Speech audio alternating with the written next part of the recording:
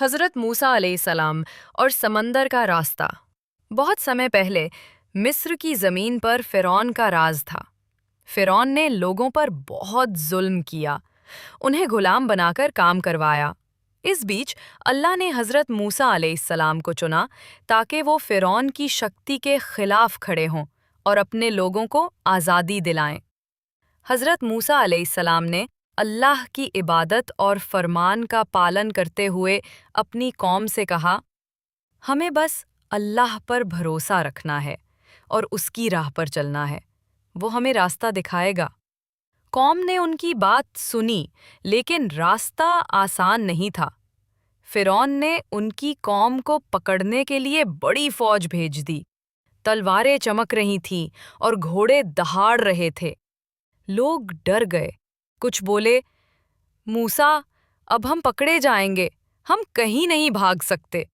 لیکن موسیٰ علیہ السلام نے پوری یقین سے کہا، ڈرنے کی ضرورت نہیں، میرا رب میرے ساتھ ہے، بس ہمیں اس پر بھروسہ کرنا ہے، ہم بچ جائیں گے۔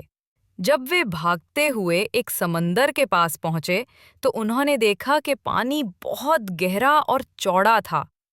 قوم نے پھر ڈر دکھایا اور کہا، اب تو ہمیں ختم ہونا ہے، ہمارے پاس کوئی راستہ نہیں۔ موسیٰ علیہ الصلوۃ والسلام نے اللہ کی اور نظر اٹھائی اور کہا، ہمارے رب نے ہمیں بچانے کا راستہ بتائے گا، صرف ہمیں یقین رکھنا ہے۔ اور تبھی اللہ نے حکم دیا، اپنی لاٹھی کو پانی پر مارو۔ جیسے ہی موسیٰ علیہ الصلوۃ والسلام نے لاٹھی ماری، پانی دو حصوں میں بٹ گیا۔ ایک دیوار کی طرح پانی کھڑا ہو گیا اور بیچ میں سوکھی زمین بن گئی۔ قوم دھیرے دھیرے اس راستے سے گزرنے لگی۔